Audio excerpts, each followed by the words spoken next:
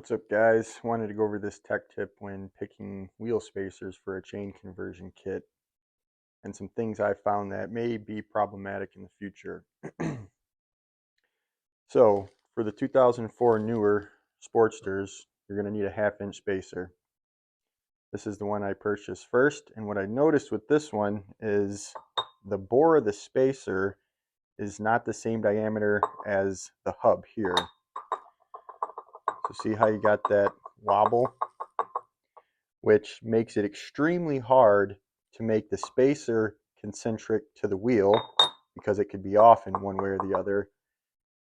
And furthermore, when you go to put the sprocket on, there's also going to be play in the bolts. So you would have to get this absolutely perfect, centered on the bolt hole, to make this all concentric, to make the spacer concentric to the wheel, and then the sprocket concentric to the spacer.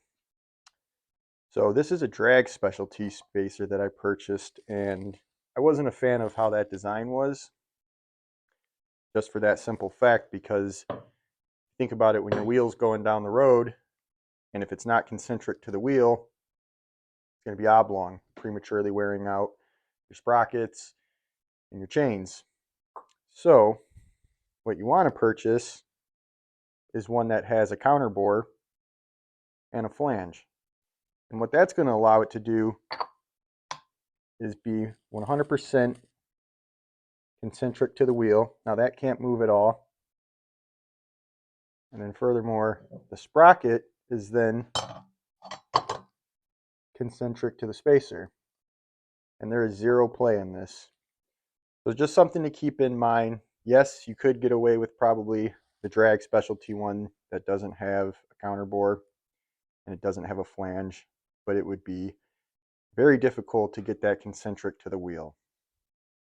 This one is about $20, and I believe this twisted cycle one was about $46, and then the part number on this is TC-754, and that's a 1/2 inch spacer.